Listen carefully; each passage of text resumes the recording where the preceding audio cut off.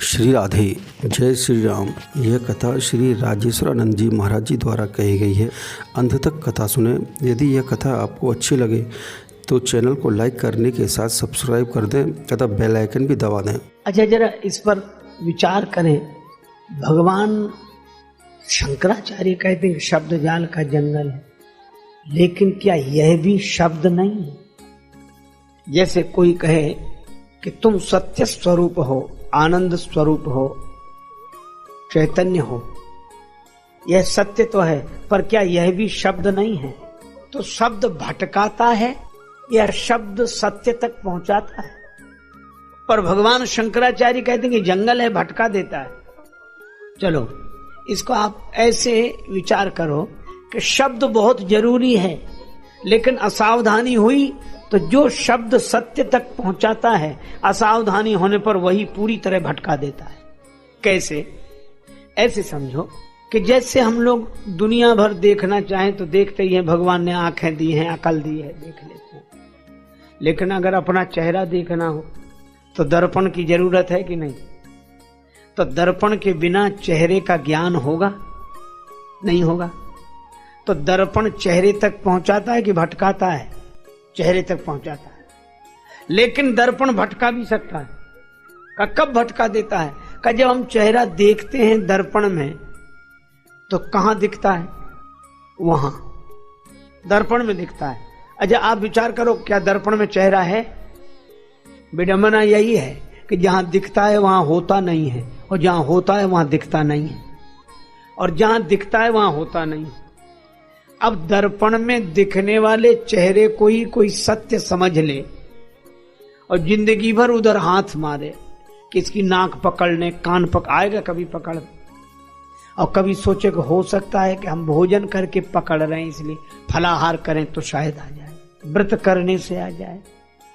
कितनी भी साधना की जाए पकड़ में नहीं आएगा, और दिखेगा वहीं जहां पकड़ में नहीं आएगा। तो करें क्या? अगर दर्पण में दिखने वाले चेहरे को ही सत्य समझ लिया तो दर्पण ने आपको पहुंचाया नहीं, भटका दिया। लेकिन दर्पण में दिखने वाले चेहरे की ओर हाथ न बढ़ाकर, जिधर दिख रहा है उधर हाथ न बढ़ाएं, जिधर से दिख रहा है उधर हाथ लौटाएं।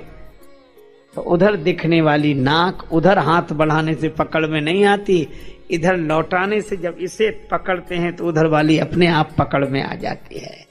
तो देखना उधर पड़ता है, पाना इधर होता है। इसी तरह सत्य का चेहरा शब्द के दर्पण में दिखाई देता है, लेकिन सत्य शब्द में नहीं होता है, सत्य शब्दातीत होता है। इसलिए देखो, शब्द में आओ कहीं और। हा? भगवान श्री राम कृष्ण देव कितना सुंदर उदाहरण देते हैं कि पंचांग बिल्कुल सही सूचना देता है कि इतने समय, इस दिन इतना पानी बरसेगा। बिल्कुल सही सूचना पंचांग देखकर बताया कि इस समय तो वर्षा का योग है, सही सूचना।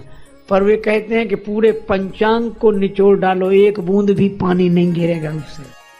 अच्छा, अगर आज का उदाहरण देखें, रेलवे टाइम टेबल, कई बार यही लोग आपको रुको नहीं बता दो, इस समय ये गाड़ी है, इस समय ये गाड़ी है, सभी गाड़ियां हैं उसमें, सभी रेलगाड़ियां हैं, लेकिन सभी होने के बाद भी एक भी हो सकती है उसमें, इतनी सी किताब में रेलगाड़ी।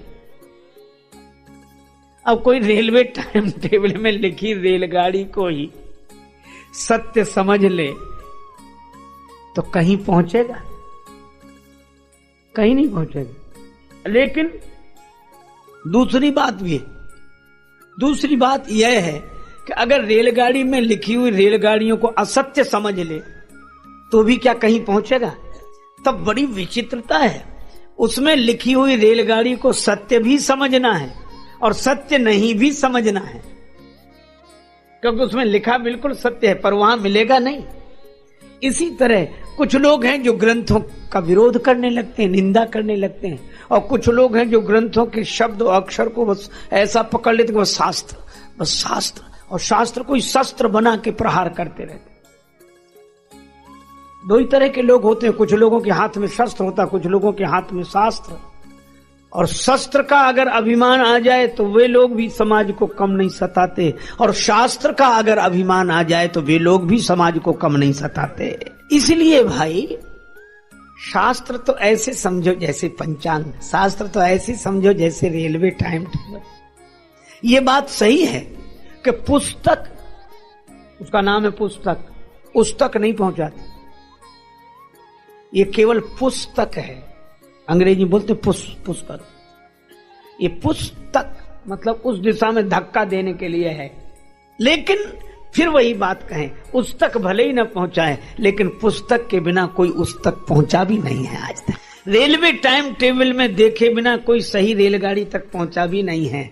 लेकिन अगर कोई रेलवे टाइम टेबल में लिखी हुई रेल को ही सत्य समझे, या भगवान श्री रामकृष्ण देव के दिए हुए उदाहरण के अनुसार पंचांग में पानी की सूचना पाकर कोई पंचांग से ही पानी पाकर प्यास बुझाना चाहे, बस यही होती है कठिनाई। शब्द के दर्पण में सत्य का चेहरा देखना चाहिए, लेकिन शब्द में दिखने वाले सत्य को ही सत्य न समझें।